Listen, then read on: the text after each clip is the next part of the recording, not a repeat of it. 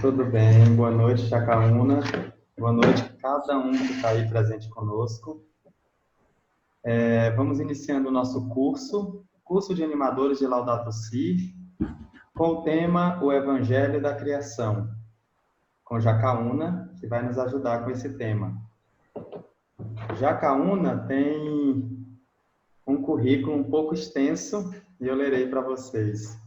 Graduado em Filosofia, Pedagogia e Teologia. Mestrado em Teologia na FAGE, Belo Horizonte.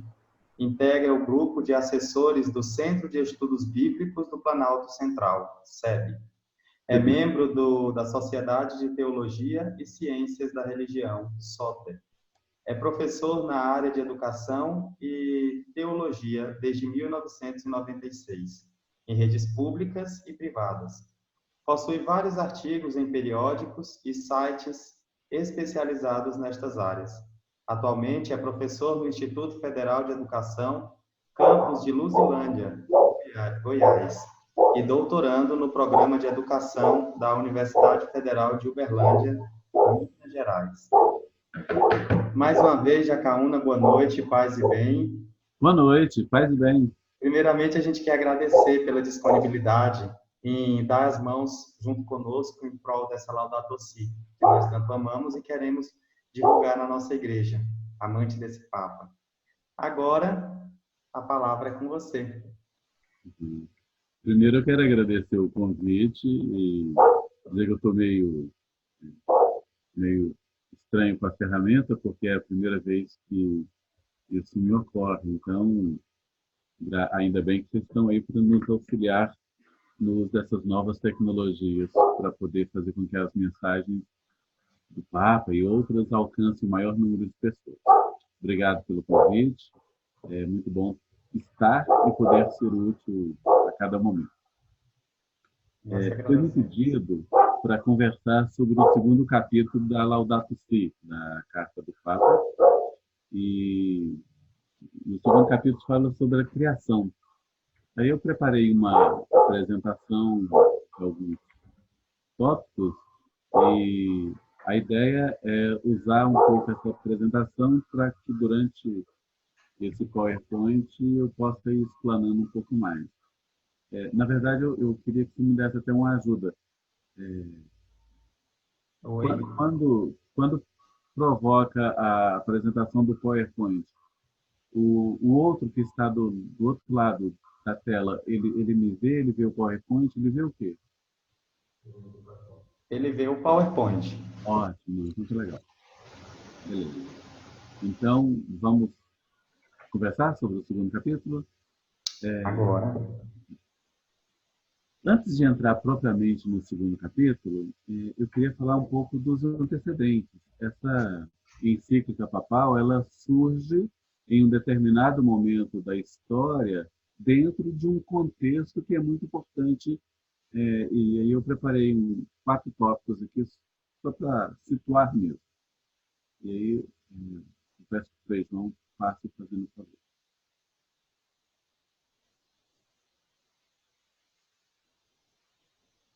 Isso. Então, com o Concílio Vaticano II, a Igreja se abre para conversar todo tipo de assunto. E é importante colocar Laudato Si dentro desse contexto, porque antes do Concílio Vaticano II, a Igreja considerava como se fosse uma sociedade perfeita e a outra sociedade é que precisava se adequar aos moldes da Igreja.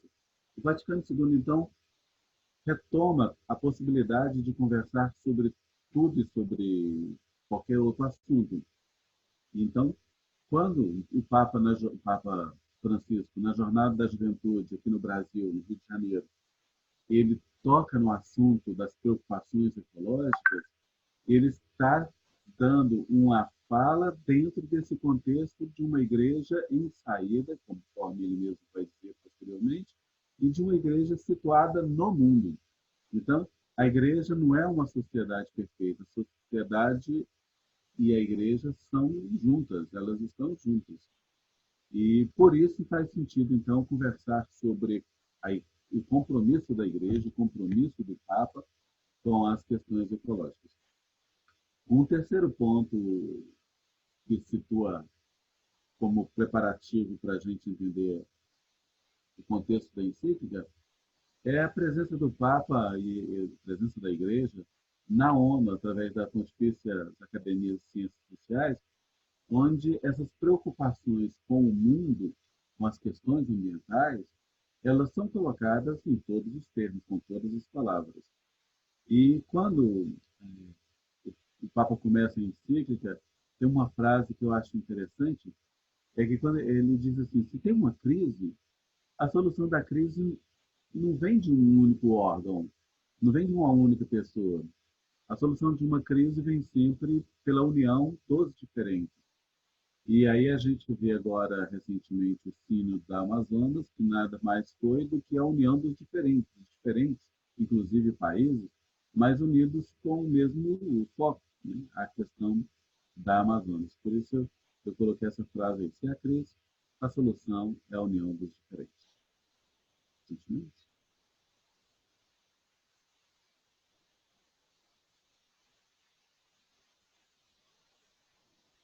O capítulo 2, então, o Papa faz uso de algumas outras falas que eu achei importante a gente ter presente antes mesmo de entrar no capítulo 2 propriamente dito.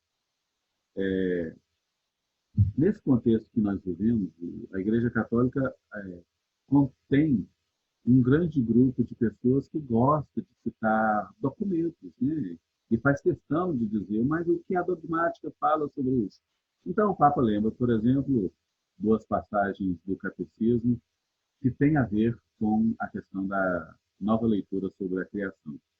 Ele também cita várias conferências, a Conferência da Alemanha, do Japão, do Brasil e do Paraguai, e como se ele estivesse dizendo, olha, Papa Francisco, não estou falando sozinho.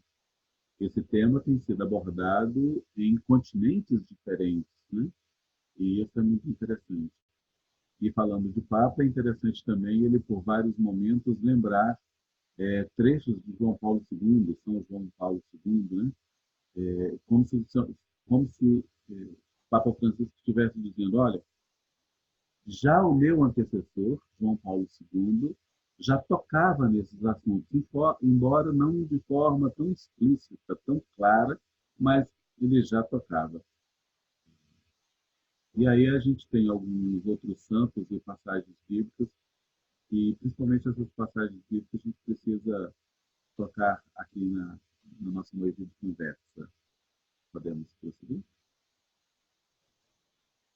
Então, o capítulo 2 ele, ele é uma releitura bíblica em um contexto em que o mundo está fora de contexto. Né? Quando a gente olha ao nosso arredor, a gente vê que o planeta está passando por uma situação nunca vista. Né? Nunca vista. É, são situações climáticas. Né? Aqui no Brasil, por exemplo, nós temos queimadas na região amazônica, nós temos óleo em região litorânea. Então, nós estamos passando por uma situação que clama alguma resposta. E a resposta passa, inclusive, por uma leitura bíblica, conforme a tradição judaico-cristã e não conforme algumas catequeses que foram se prolongando. O capítulo 2 ele é dividido em alguns tópicos. Podemos fazer?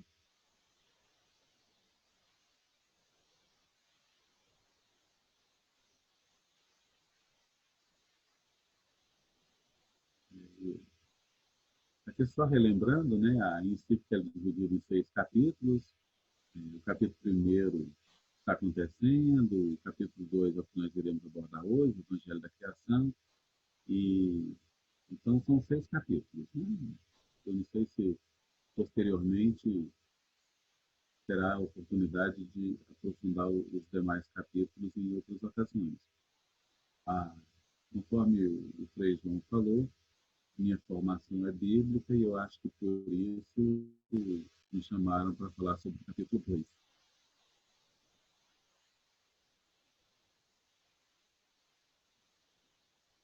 Podemos? Podemos? Mais um? Fazendo favor?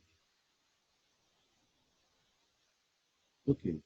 Então, Quais são os temas do capítulo 2? Esse capítulo que é intitulado O Evangelho da Criação.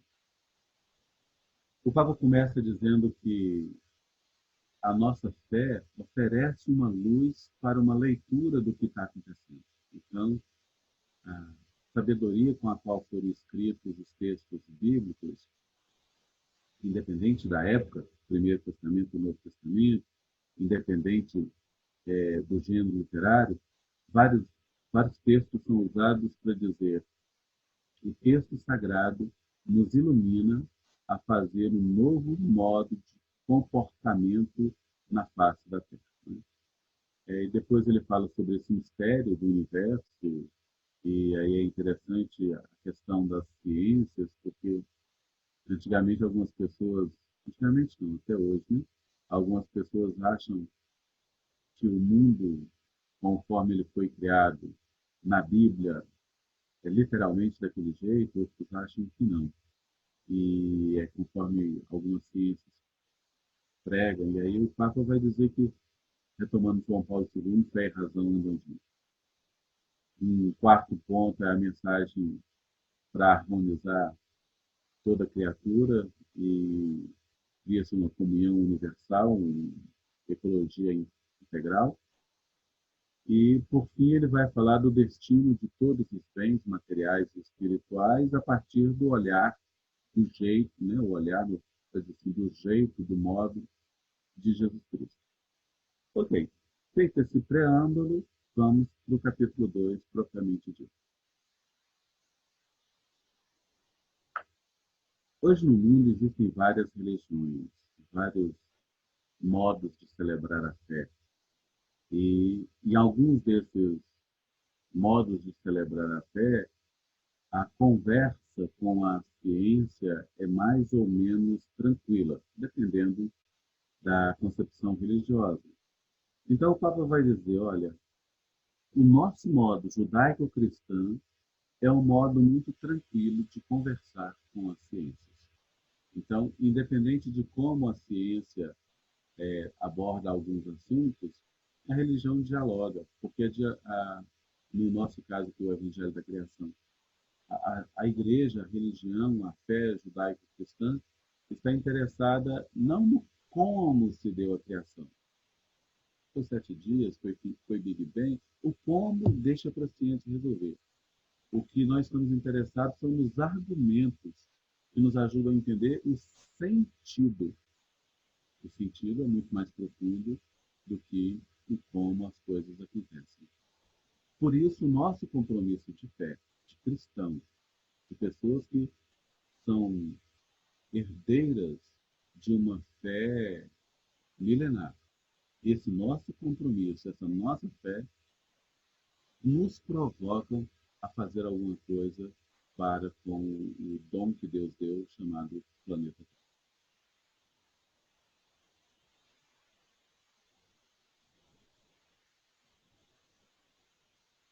Nós temos alguns elementos que nos articulam enquanto Evangelho da Criação. O primeiro que o Papa nos mostra é: toda pessoa humana tem dignidade, toda. Independente de em que continente ela está, independente de que situação social, independente de que idade, independente de qualquer coisa, há uma dignidade que precisa ser olhada com ternura. E esta pessoa que é olhada com ternura, ela tem uma relação com Deus, explícita ou implicitamente. O ser humano tem uma relação com o transcendente, que nós, católicos, chamamos de Trindade, e outras religiões vão dar outras denominações. Mas há uma relação com o imanente. E essa relação com o imanente nos faz criaturas situadas num espaço material, chamado Terra, e por isso a relação entre eu e Deus, eu e o outro, e eu e a Terra, repito, as três relações, eu e Deus, eu e o outro, eu e a Terra enquanto planeta. Essas três relações precisam estar muito bem articuladas. Eu lembro que quando eu fazia catequese adolescente pequenininho, ensinavam que a relação era entre eu e Deus e eu e o próximo. A cruz tem duas hastes. Pois é, o Papa nos lembra uma terceira relação. Não é só eu e Deus, eu e o próximo, mas é também eu e o planeta, eu e a Terra, eu e o mundo, ou casa comum, conforme posteriormente ele vai denominar o planeta.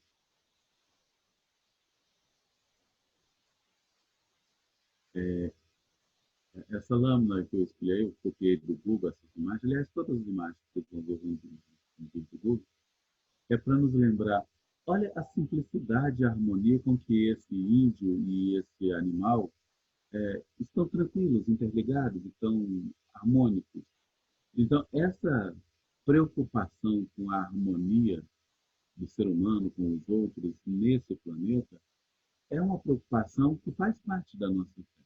Então, a abordagem ecológica integra o aspecto social, o aspecto humano, o aspecto afetivo, principalmente com as pessoas mais desfavorecidas. Então, quando nós temos no planeta alguém que é menos favorecido desse direito, o Papa nos exorta a dizer, opa, a relação entre eu e Deus, eu e o outro, o próximo, eu e a Terra, não está tranquila porque há um outro que não tem a dignidade que ele merece, que ele precisa e todo o direito ele tem que ter. Então, eu sou chamado a fazer alguma coisa. Eu, indivíduo, mas também eu, o coletivo. Então, eu sou chamado a sair da minha zona de conforto e procurar integrar, harmonizar as três relações. Podemos.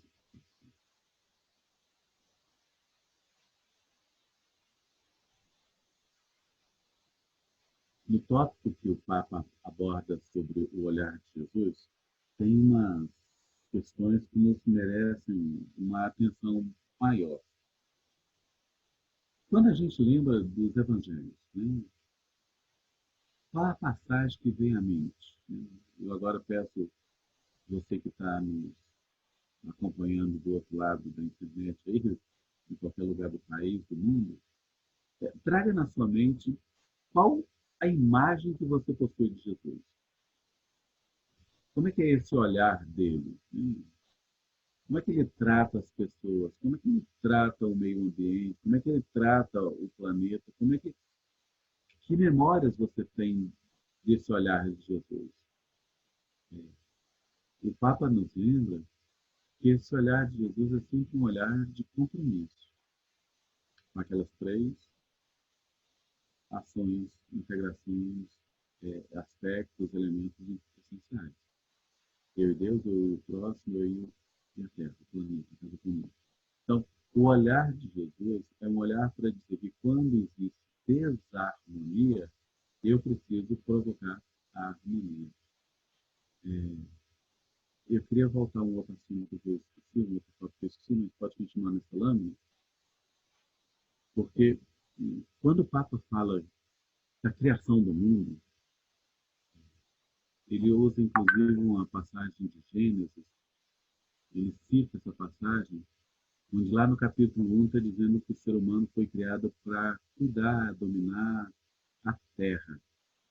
E aí, esse cuidar a terra, ele tem tido conotações, interpretações diferentes. O Papa vai dizer que esse dominar a terra é cuidar. E aí eu lembro de Rubem Alves, um outro teólogo, que falava que esse cuidar é como se fosse um jardineiro, que a história da criação, onde cita Adão e Eva colocados no jardim do Éden, ali no meio do paraíso, era uma história de dizer, olha, Deus fez um jardim, colocou um jardineiro, um casal, para cuidar do jardim. Então, nós somos cuidadores do jardim de Deus. Deus criou o planeta e colocou-nos com uma missão, cuidar.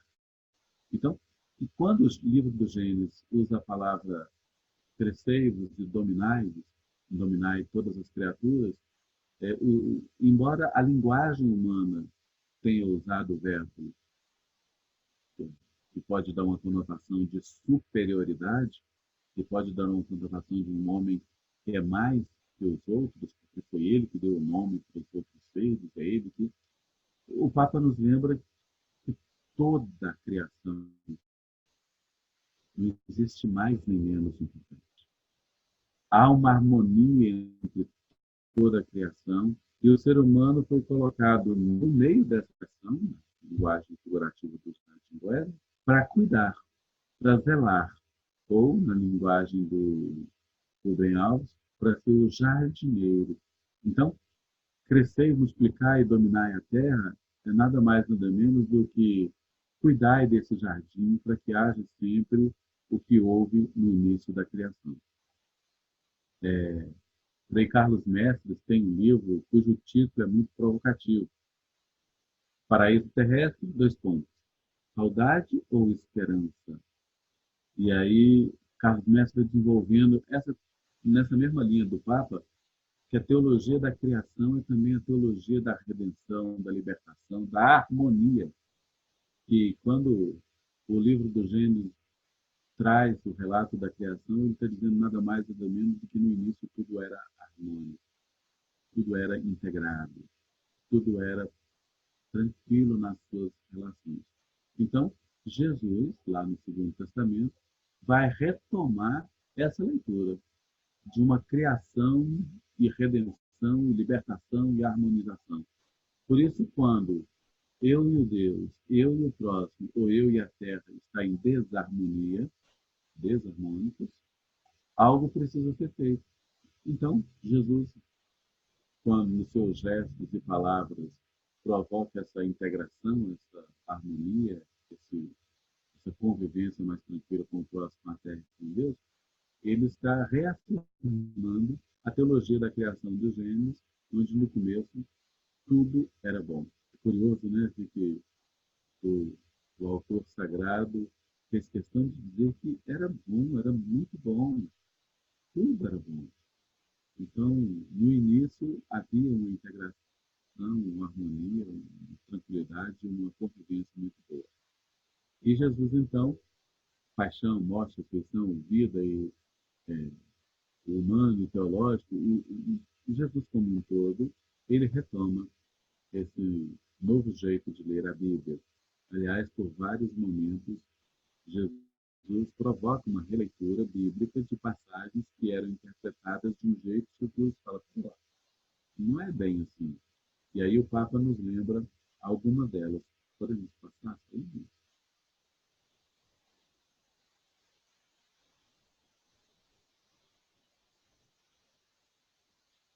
Então, Jesus nos lembra algumas delas.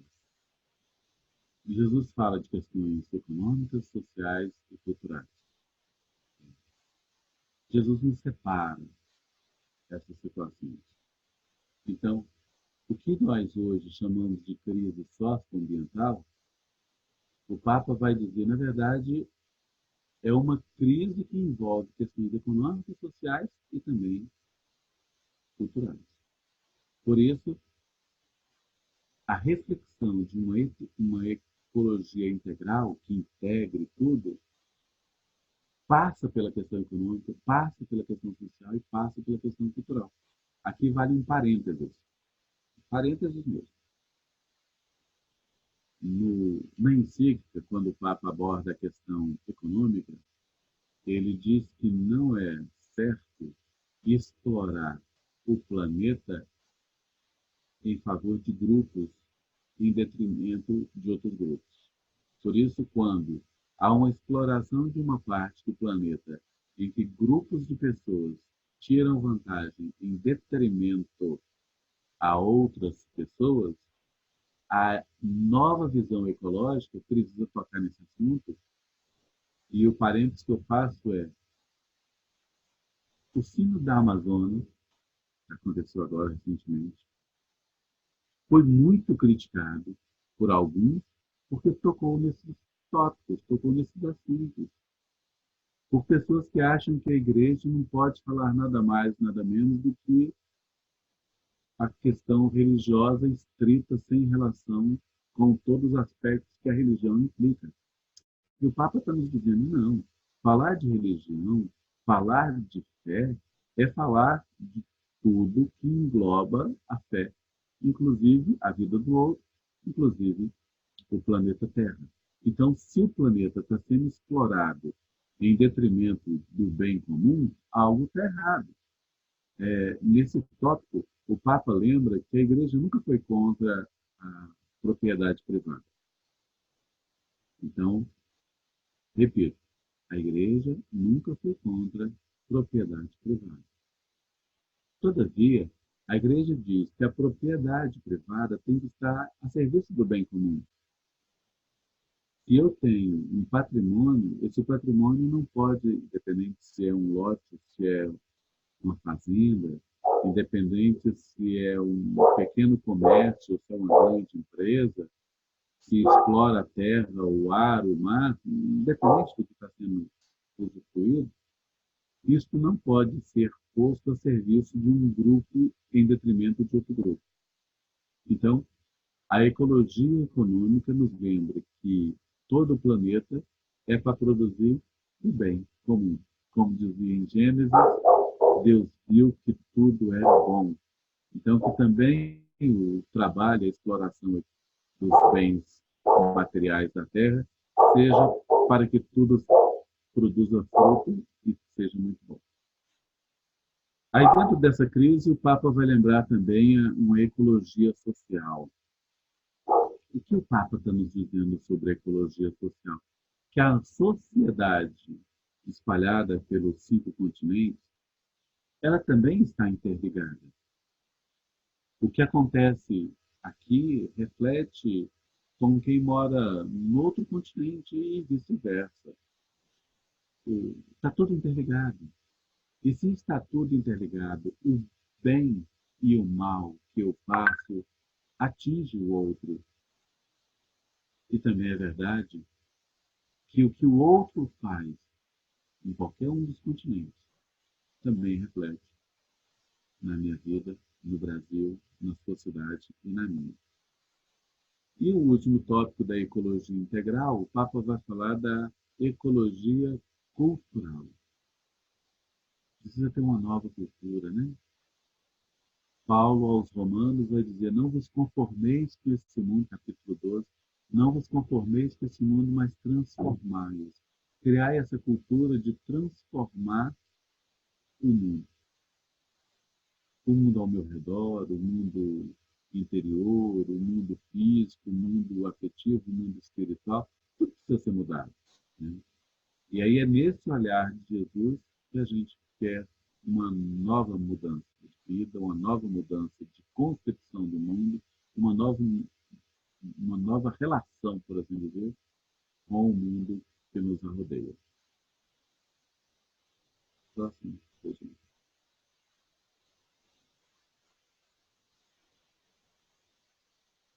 Aí eu levantei algumas questões que a gente poderia continuar a conversa. Na verdade, eu esqueci de perguntar para o Frei João quanto tempo eu tinha para falar expondo e depois quanto tempo a gente tem para ficar num bate-papo interagindo com pessoas. Então,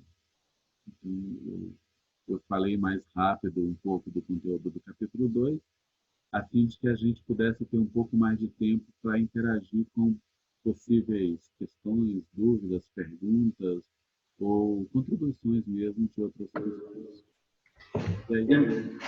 Inclusive, eu faço a observação que eu esqueci de fazer no início, peço desculpas, que as pessoas que quiserem fazer alguma pergunta durante a fala do Jacaúna, pode estar colocando no chat, que ao final eu repasso todas essas perguntas que serão feitas. E nós temos um total de 1 hora de duração da nossa videoconferência. Então, a gente tem 40 a 50 minutos de exposição e 10 minutos de esclarecimento de algumas dúvidas, algumas colocações, ok? Tá, ok. Eu respeito isso. Não entendi? Eu tenho quanto tempo para continuar falando? Deixa eu ver. Mais 20 minutos. Ok. Então, eu separei alguns textos aqui da encíclica que eu gostaria de ler, já que a gente tem esse tempinho. eu gostaria de ler algumas passagens da encíclica que eu fui separando para que a gente pudesse comentar e aumentar ainda mais o nosso conhecimento da encíclica. O primeiro é lá no número, se alguém estiver acompanhando com a encíclica em mãos, o número 66, quando o Papa diz que é dessa tripla relação, né, com Deus, com o próximo e com a Terra, aí ele vai dizer assim: a harmonia do Criador, a humanidade e toda a criação foi destruída por termos pretendido ocupar o lugar de Deus. Aquilo que normalmente a gente chama de pecado original, o Papa vai dizer, nós estamos querendo ocupar o lugar de Deus. Porque na historinha lá da Adão e Eva, que vem a serpente, quando a serpente conversa com Eva, ela diz: se você comer desse fruto, você vai ser tal qual Deus. E aí, quando a gente quer ocupar o lugar de Deus, a gente comete, então, o que a igreja posteriormente foi chamar de pecado original. E o Papa nos lembra isso na encíclica, dizendo que o ser humano quer ocupar o lugar de Deus. No tocante ao planeta, o ser humano quer ocupar o lugar de Deus quando ele diz que pode criar ou destruir alguma coisa. Então, Deus é o Criador. Se a criação é de Deus, então só a ele pertence o poder de dizer a hora de destruir alguma coisa, se é que um Criador destruiria a obra da sua criação. Mas é isso que o Papa está dizendo. Não cabe ao ser humano querer ocupar o lugar de Deus, querer dizer a hora que acaba algo. É como se o Papa estivesse dizendo as várias vidas que foram ceifadas, humanas ou não, por motivos humanos, é pecado porque o ser humano que aceitou quis ocupar o lugar de Deus. Continuando a leitura aqui de algumas passagens, no número 67, o Papa vai lembrar que a tradição judaico-cristã faz uma leitura da criação, e aí ele vai dizer que tudo precisa ser cultivado, guardado, e aí abre aspas.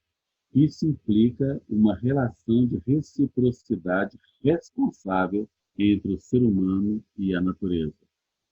Essa nova leitura bíblica da criação implica em que eu tenha um comportamento responsável com o outro e com a natureza.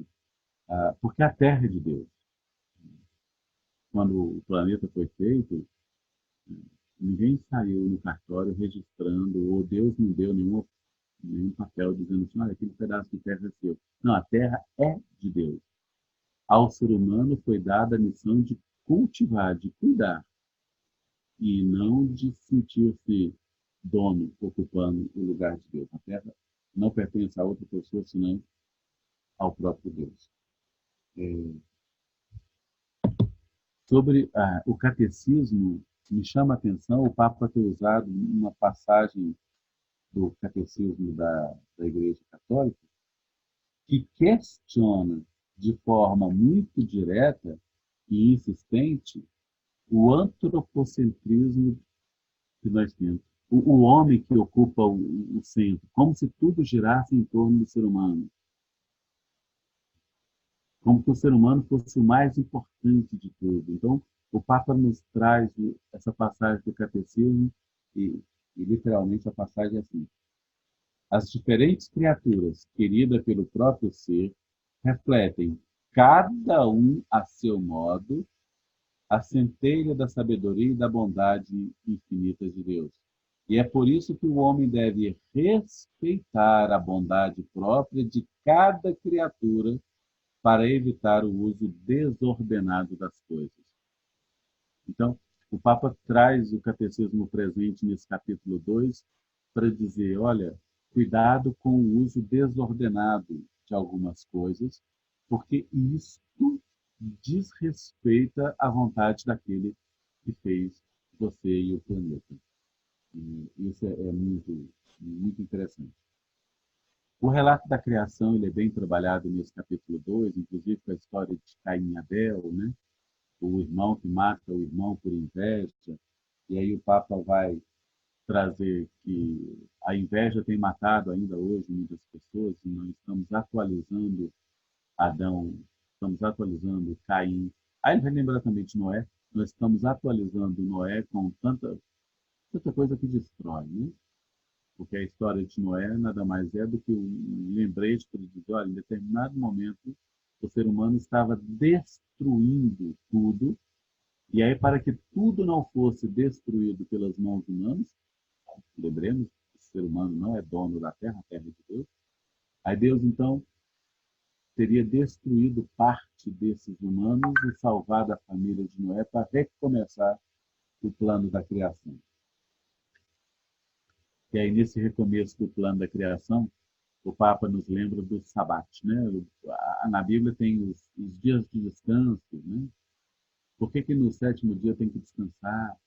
Por que de 7 em 7 anos a terra também tem que descansar? Então, o descanso faz parte não só do ser humano, mas também da terra. A terra também merece descanso. Não dá para você ficar plantando e usufruindo da terra sem permitir que ela também tenha um momento de pausa, de descanso, de respirar. Né? E aí o Papa nos lembra isso no número 71 e 72 da encíclica. Olha que frase mais bonita do número 72, 73. Deus liberta e salva. O Deus que liberta e salva é o mesmo que criou o universo. E esses dois modos de agir, libertar e salvar, estão íntima e inseparadamente ligados. Libertar e criar. Deus cria ao libertar e liberta ao criar. E essa passagem vem logo em seguida da reflexão que ele faz de Adão, de Caim e Abel, de Noé. Então, a criação e a libertação não são dois momentos antagônicos, eles são intrínsecos, eles estão interligados. Deus cria ao libertar e Deus liberta ao criar. É legal, né? A gente ter essa nova visão. Criação e libertação não são duas situações estanques, antagônicas. Aliás, comentário à parte, o livro do Gênesis, enquanto livro, ele vem depois do livro do Êxodo. Eu sei que na nossa Bíblia, Gênesis vem primeiro. Mas o que eu estou dizendo assim, enquanto experiência do povo, inclusive redacional, o livro do Êxodo foi escrito, foi experimentado por primeiro. Aí depois que as pessoas falaram assim, nossa, mas então esse Deus que nos libertou só pode ser o mesmo que nos criou. Por isso ele fez esse ato, por isso ele caminha conosco, por isso ele promove. E aí o olhar de Jesus vai nessa mesma direção. As curas, os milagres que o Novo Testamento nos narra, nos traz, é para dizer, olha, Jesus fez tudo o que fez, falou tudo o que falou, porque libertação e criação não são dois momentos antagônicos. É interessante trazer isso para o lado mais humano, que a criança, quando nasce, as primeiras experiências dela é da mãe que cuida. Depois é que ela vai saber que a mãe que cuidou é a mãe que criou, é a mãe que gestou, é a mãe que concebeu no ventre. A, a concepção de nascimento, ela vem depois da experiência de libertar, de cuidar. E o Papa traz isso para a gente no nosso capítulo 2. Bom, eu separei mais coisas aqui, porém eu estou vendo que o meu tempo está acabando. No número 83, o Papa vai lembrar da missão do ser humano. A missão do ser humano, dotado de inteligência e amor, atraído pela plenitude de Cristo, é chamada a reconduzir todas as criaturas para o Criador. A você, a mim. A missão nossa é reconduzir todos para o Criador. E aí, como a gente pode reconduzir todos ao Criador? Fazendo essa ecologia integral, fazendo essa relação entre Deus, o próximo e a Terra. E já que nós estamos com o Frei João aí do nosso lado, o Papa vai lembrar o Cântico de São Francisco, né? No número 87, ele traz o Cântico de São Francisco, lembrando que esse nosso santo, que ele também quis adotar como nome quando tornou-se Papa, esse nosso santo, ele é um santo de referência nessa questão da harmonia entre Deus, o próximo e a Terra. Ele é uma referência entre a missão de levar as criaturas à comunhão com o Criador.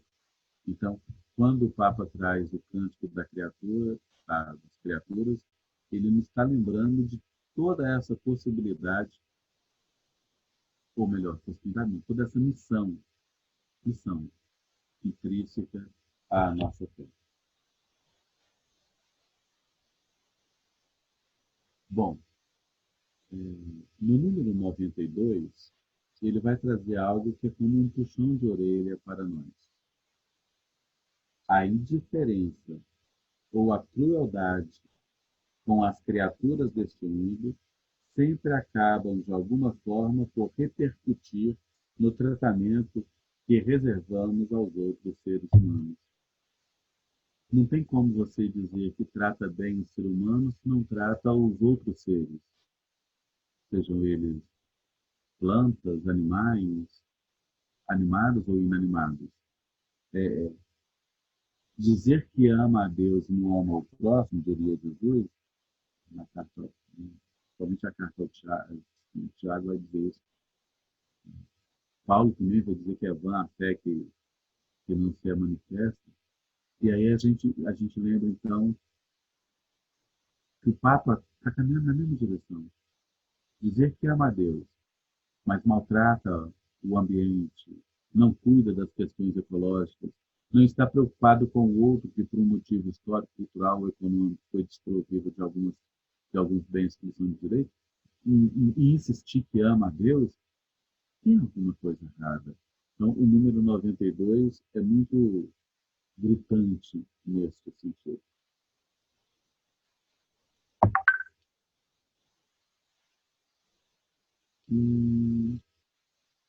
Bom, eu acho que é isso, né? Importante lembrar, então, que o Jesus terreno e o Jesus ressuscitado não são dois Jesus. O Jesus que fez com o cuidado do outro é o mesmo Jesus que nos enviou o Espírito Santo e nos impulsionou a missão de continuar a missão que ele mesmo começou com a É isso, Frei João. Jacaúna, muito obrigado. Deu para a gente fazer bastante anotações sobre essa fala. Acho que é muito enriquecedor para cada um de nós, principalmente nessa, eu vou dizer, nessa dificuldade que a gente vive por divisões que a igreja, não vou dizer que ela está passando, mas que querem que ela passe. Então, a gente acaba que cria um embasamento muito forte, uma base muito boa, que é na própria palavra de Deus, para a gente perceber que está no caminho correto. Eu quero colocar, em particular, ou melhor, em público, uma fala da irmã Carmen Lúcia, porque também essa fala me tocou bastante e ela colocou aqui no chat e achei muito interessante. Ela coloca assim, abre aspas, fantástica esta fala, a experiência da libertação vem primeiro. Quando se experimenta a libertação, se reconhece a criatura de Deus, pois Ele é o Criador. E ela conclui, só esta fala já valeu tudo. Então, que bom! Que bom! Quando você tocou nessa fala, também me mexeu bastante. Eu até marquei aqui, eu disse, poxa, isso aqui vale até fazer postagens para a gente poder movimentar as pessoas. E me deixou muito curioso essa questão Gênesis e Êxodo, né? Quando você fala, se a gente for ver por essa perspectiva, o Gênesis vem depois do Êxodo. Então, eu queria que, se fosse possível, fazer uma ratificação ainda mais nessa fala. A concepção do nascimento vem depois da concepção da libertação. A gente ter ainda mais esse embasamento. Achei muito interessante e acho oportuno nós conversarmos sobre isso também. É, é, é, Quando foram organizar os livros sagrados, colocaram Gênesis primeiro, porque, na verdade, Gênesis é o início, né? A própria palavra está no começo. Então, para se entender melhor a narrativa, Gênesis tem que vir primeiro. Para mim, isso é muito tranquilo. Não sei se para quem está acompanhando também é tranquilo esse raciocínio de entender que, como o livro do Gênesis fala do início da criação, mesmo que ele não tenha sido o primeiro a ser escrito, não tenha sido a primeira experiência, ele tem que vir primeiro. Fico imaginando alguém que está fazendo faculdade, tem que fazer TCC, por exemplo, né? Monografia. A introdução não é a primeira coisa que a pessoa faz, mas a introdução vai vir primeiro, embora ela não tenha sido feita, escrita por primeiro. Sim. Por que o livro do Êxodo, então, vem primeiro? Porque quando a experiência lá que Deus chamou Abraão para sair de Ur, caminhar, aí depois vem a história de Moisés tirando o povo do Egito, essa experiência de um Deus que caminha junto era só experiência. Ainda não tinha escritos, não tinha ninguém que andava atrás de Moisés, escrevendo o que Moisés falou. Foi tradição oral, foi passando de pai para filho, e foram passando de um para o outro. Só que depois, toda essa experiência foi escrita. Escreveram essa experiência. De um Deus que caminha, de um Deus que se importa com as pessoas. E aí, por que fizeram a experiência de Deus que importava com eles?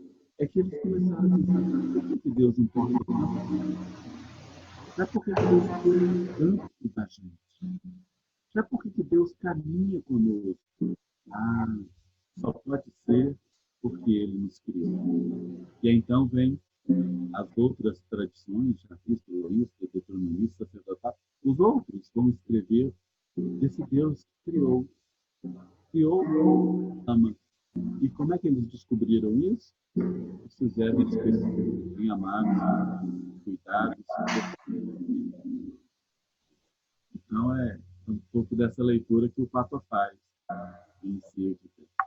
Ele liberta porque ele criou por primeiro a experiência da libertação. Muito interessante. O, o Igor lança outra pergunta para cada um, e específico para você, para dar uma esclarecida. Jacaúna, numa perspectiva teológica, como você vê a inclusão do pecado ecológico na doutrina da Igreja? Você acredita ser um avanço dentro do catecismo? Sim, começando de trás para frente. Sim, eu acredito que quando o catecismo traz essa preocupação que eu coloco aqui para facilitar somente, o número do catecismo é o número 2418.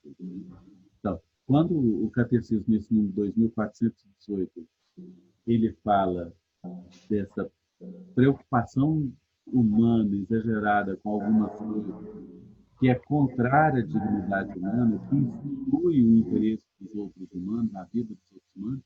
Então, o catecismo deu sim um avanço. Agora, outra coisa é, além do avanço gráfico, né, legal, escrito, e também o avanço de concepção, de assumência, das pessoas pegarem essas ideias que o Papa bom, e dizer, nossa, maltratar a natureza é pecado. Então, eu jogar uma casca de balinha na rua, eu estou pecando. Eu não estou cuidando da obra da criação. Então, quando ele chama assim, pecado ecológico, entre aspas, para nos lembrar que quando você maltrata o outro ser humano, nós católicos chegamos até o padre e falamos: eu bati no meu irmão, eu roubei o meu irmão, eu xinguei o meu irmão, eu maltratei o meu irmão, eu explorei o meu irmão. Assim como se faz esse tipo de confissão, a meu ver, o Papa está nos lembrando que também deveríamos confessar: olha, eu não cuidei do ambiente, eu não cuidei do planeta, eu não cuidei da casa. E tem a Arlete Salamene, espero que eu tenha pronunciado correto. Ela coloca: amei a visão de que o todo criado pertence ao Criador. Somos cuidadores e não donos da terra. Um comentário muito interessante, muito pertinente também no meio dessa nossa conversa. E eu queria também fazer uma pergunta aliado a essa ação de sermos cuidadores. Nessa ação de sermos cuidadores e não donos da terra, nós temos a missão, como foi falado agora há pouco, de reconduzir o povo para o Criador. E aí entra uma pergunta bem particular do Frei João Paulo também. Nessa zona de conflito, onde as pessoas estão cada vez mais se entusiasmando, sendo levadas e se deixando ser levadas pela, não sei se eu posso dizer uma teologia superficial, mas uma espiritualidade muito rasa, onde quando nós queremos trazê-las ao pé no chão, trazê-las à realidade, nós não somos bem acolhidos, nós não somos tidos como, vamos dizer, como igreja atual. E a gente vê que é um grito atual do nosso Papa, é um grito atual da nossa igreja. Então eu queria, nesse meio de discussão, eu queria saber se teríamos algumas orientações, se teríamos algum direcionamento de como movimentar esse povo para conscientizar-se de que são cuidadores e não donos da terra. A gente vive num mundo desse capitalismo desenfreado, onde essas empresas que exploram nossa terra oferecem emprego, a gente sabe que não é numa justa medida, mas oferecem emprego para a grande massa. Então, se a gente aponta o erro, como nessas grandes empresas, que para nós é muito ofensivo para a nossa terra, ao mesmo tempo nós tiramos o ganha-pão desse povo que precisa, por mais que não seja tão justo, mas que precisa desse ganha-pão. Então aí às vezes a gente fica, ou melhor, vou colocar na primeira pessoa, às vezes eu fico com as mãos atadas. O que fazer, como agir, como conscientizar o povo de que essa terra é nossa e de que se tivesse uma distribuição equitativa, todos nós teríamos voz, vez e espaço. Concordo com você de que nós vivemos num momento muito de ideias muito díspares, né? Eu cresci, eu era evangélico, virei católico, eu estava com 12 anos, e uma das coisas que eu cresci escutando era que o católico tinha o Papa como referência. Então, ser católico era seguir o Papa. E hoje em dia a gente vê pessoas que são católicas e não seguem o Papa. E parece que, eu me pergunto, é possível? É possível estar unido na igreja sem seguir ao Papa? Porque o Papa é o símbolo da unidade, então, como é que fica a própria expressão de fé católica de alguns cardeais, bispos, padres, leigos e leigas que falam mal do Papa, que não acolhem o que o representante da igreja está falando? Então, esse questionamento eu também tenho, Frei. Ele não é só seu, eu também me inquieto e eu fui chamado para conversar sobre isso num grupo da igreja aqui da cidade de Lusiânia, estado de Goiás, e eu dizia para as pessoas: se você é católico, pare de publicar, de curtir, de repassar, de encaminhar essas mensagens que quebram a união, que quebram a unidade, né? O pastor, Papa Francisco, o pastor está nos dando uma orientação, uma direção. E essa direção é, biblicamente, teologicamente, dentro da tradição da igreja, não tem nenhum erro, está tudo corretinho.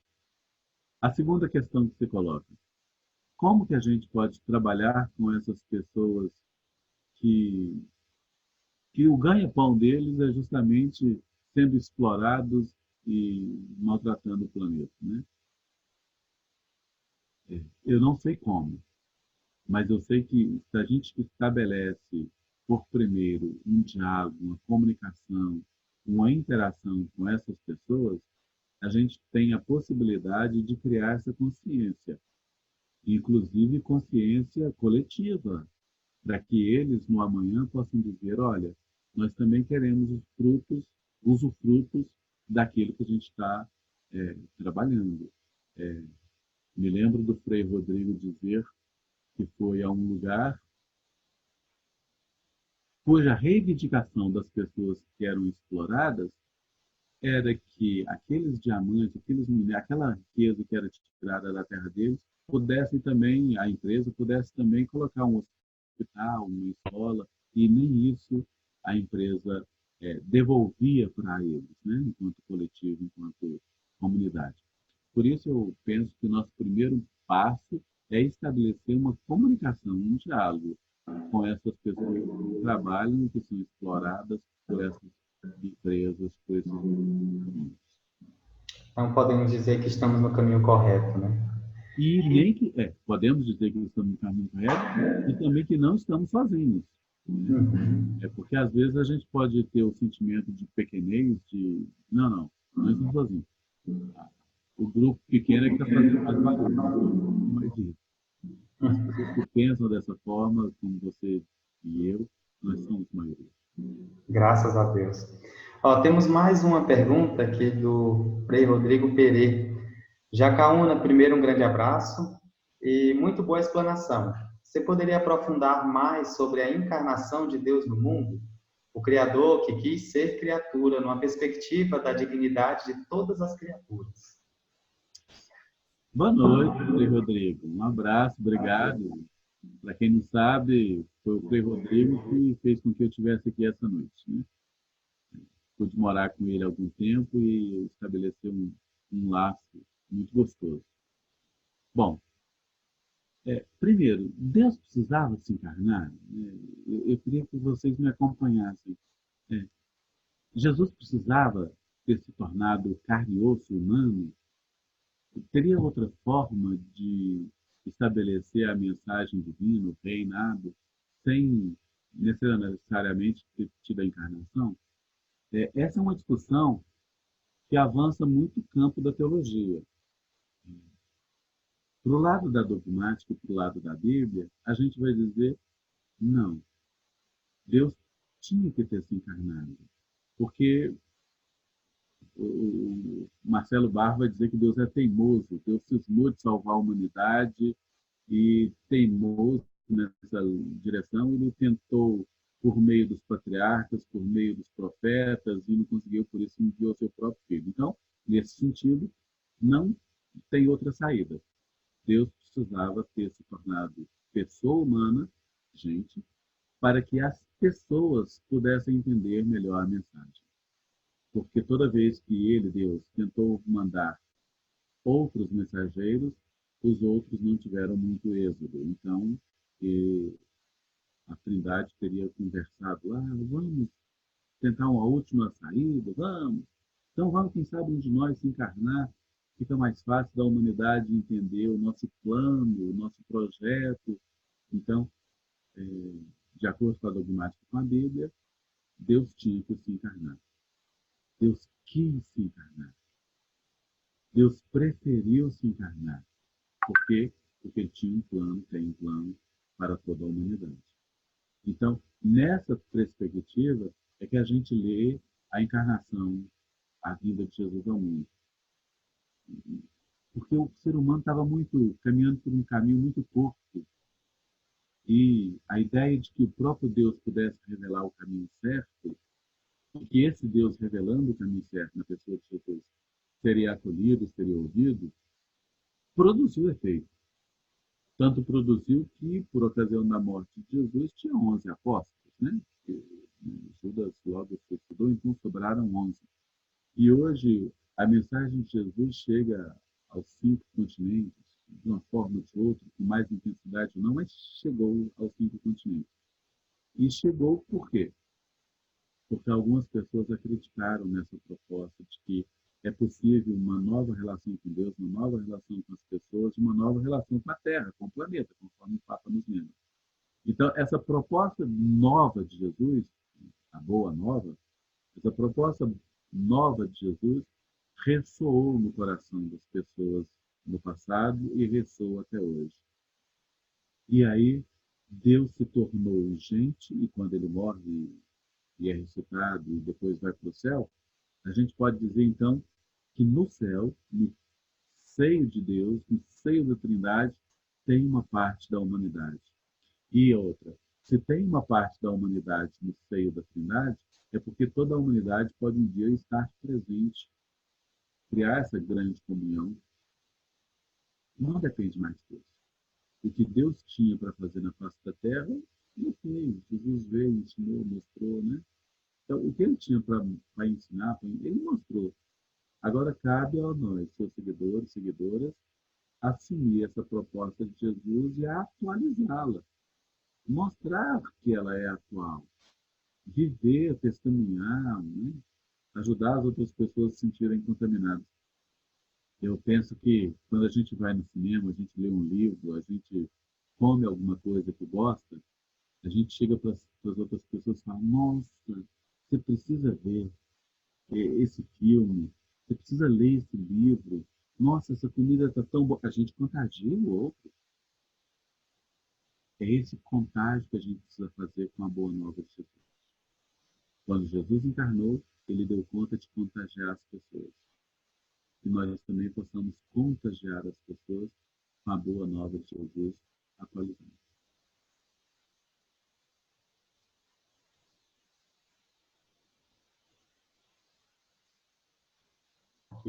Opa, agora estão me ouvindo. Ah, tá. E já ia falar que eu não estava te ouvindo nada. Jacamana, muito obrigado pela fala. Nós chegamos no nosso tempo limite. Agradeço a cada um que pôde participar. Quero também deixar a mensagem ao Genival Ferreira. Muito obrigado pelo feedback, o volume. Agora, ao final, não ficou muito bom, mas a gente já tenta consertar para as próximas edições também. Imagino que essa fala seja muito pertinente a cada um de nós, a todos que se disponibilizaram a participar dessa videoconferência conosco. Quero também deixar o convite a todos vocês que no próximo 18 de dezembro, a gente encerra o ano de 2019 com mais uma edição do nosso curso de animadores de Laudato Si, com o tema Educação e Espiritualidade Ecológica, COP25. Então, convidamos a cada um de vocês também. Nós vamos mandar mensagem no Instagram, no Facebook, no WhatsApp. E se vocês também conhecerem alguém que quer participar desse nosso curso, o curso é sempre aberto. Não precisa ser contínuo. São abertas as participações. E, mais uma vez, muito obrigado para todos. A Custódia Franciscana do Sagrado Coração de Jesus agradece a participação de todos. Eu que agradeço, muito obrigado a cada um, a vocês, o Rodrigo que me convidou, você, Feijão, que me permitiu esse momento aqui. Obrigado pela oportunidade de poder compartilhar o que a gente reza, o que a gente lê, o que a gente acredita. Deus continue iluminando e que a semente cresça. Tá ok, muito obrigado. Paz e bem. Paz e bem.